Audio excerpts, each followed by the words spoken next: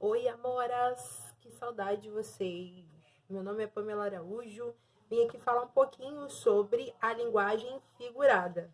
Então, eu acho que é um tópico importante porque a gente vai levar isso para a vida, né? E aí eu quero destacar uns pontos bem específicos que o livro de vocês trouxe pra gente, que se encontra na página 26. Então prestem atenção para que vocês não tenham mais dúvida em como diferenciar isso, tá bom? Temos aí a diferença dentro da linguagem figurada, ele faz uma diferença entre o texto não literário e o texto literário, tá? O texto não literário possui uma linguagem denotativa. As palavras não adquirem tantos significados como no texto literário. Os acontecimentos fazem parte da realidade e são apresentados de forma objetiva, tá? Já o texto literário possui uma linguagem conotativa, os fatos possuem caráter ficcional, ou seja, estão fora da realidade, além de se apresentarem de forma subjetiva. Então, a gente já tem aqui a diferença do texto não literário para o literário, né? O não literário, linguagem denotativa, e o literário, linguagem conotativa. Vamos lá. Quanto aos conceitos de conotação e denotação, vamos fazer uma recordação aqui do que seria esses conceitos, tá? Denotação é o emprego de uma palavra no sentido literal, ou seja, real. A significação é objetiva, assim como a lemos no dicionário. Então, é a linguagem própria dita no dicionário, tá bom? Já a conotação é o emprego de uma palavra no sentido figurado.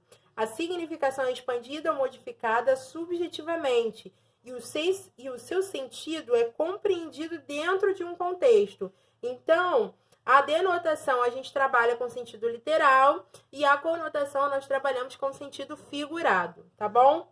Vamos lá.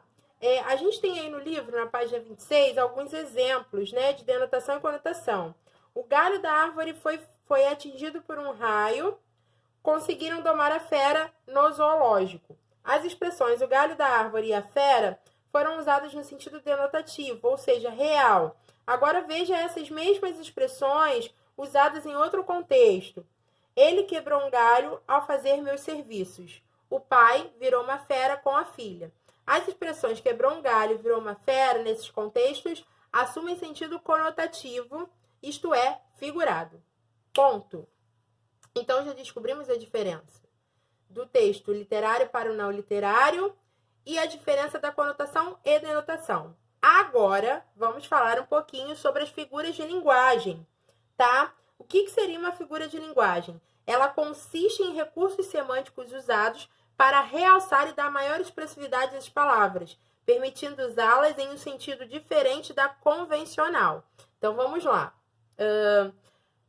A gente enumerou algumas aqui no livro, isso se encontra na página 27 e 28, tá? Ele vem enumerando algumas figuras que trazem essa importância, né? Essa diferenciação com os exemplos para que a gente consiga entender como que faz essa colocação, tá? Então, o primeiro das figuras tratadas aqui é a metáfora. O que seria metáfora? É uma substituição de um termo por outro a partir de uma comparação implícita.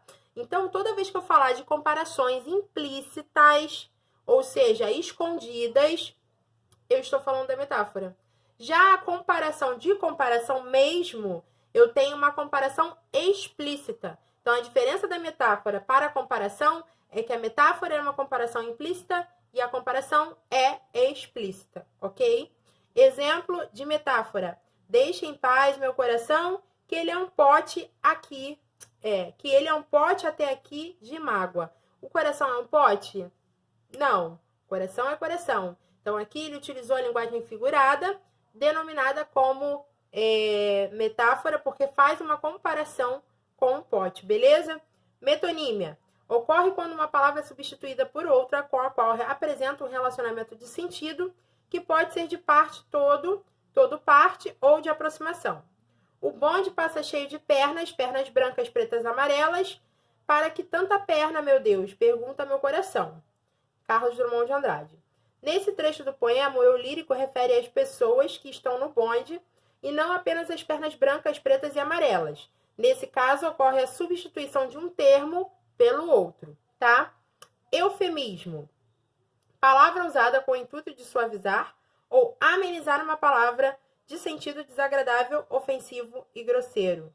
Aí, aqui ele traz um quadrinho para poder trazer esse exemplo pra gente, né? Diz o seguinte: qual é o veredito, Dr. Zucchi? Deixe-me colocar deixe-me colocar desta forma, H. Se não fizer uma dieta logo, não poderá passar pela porta da sua casa. Aí ele bota, que foi que o doutor disse? Né? A esposa do Agar pergunta que temos de alargar nossa porta da frente. Ou seja, o doutor ele amenizou a situação para falar que o Agar estava gordo demais. Então, o eufemismo é isso, tá? É a gente amenizar situações para que a pessoa fique mais tranquila com o que você vai falar para ela, tá? Na página 28, temos o seguinte. Na tirinha, o Dr. Zucchi utiliza um eufemismo para amenizar a fala com H. Quando ele diz, se não fizer uma dieta logo, não poderá passar pela porta da sua casa, ele, de uma forma mais branda, diz que ele irá engordar tanto de forma que não irá passar pela porta da sua casa. Beleza? Hipérbole é o emprego exagerado de uma palavra ou ideia com o propósito de causar impacto. Ela morria de medo de barata. Ela literalmente não estava morrendo, mas a gente sabe que ela tem muito medo de barata. Beleza? Antítese é o emprego de palavras de sentidos opostos e marcados linguisticamente na mesma sentença. Temos de exemplo: não existiria som se não houvesse o silêncio. Quando eu faço essa entonação de som e silêncio, são palavras contrárias, né? Então, eu trabalho a antítese aí nessa forma. A antítese é isso, é a contrariedade de palavras, tá?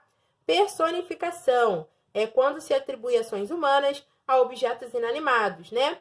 Choram as rosas, é o exemplo que ele traz. Seu perfume agora se transforma em lágrimas. E eu me sinto tão perdido, choram as rosas, chora minha alma.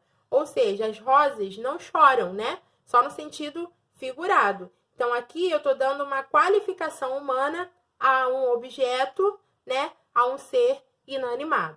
Então, por hoje é isso. Eu espero que eu tenha amenizado a situação, né, das dúvidas de vocês e que vocês consigam fazer uma boa prova. E qualquer coisa vocês podem me procurar. Já tem meu contato aí. E a gente vai se falando. Beleza, pessoal? Fiquem com Deus. Beijo grande. Tô com saudade.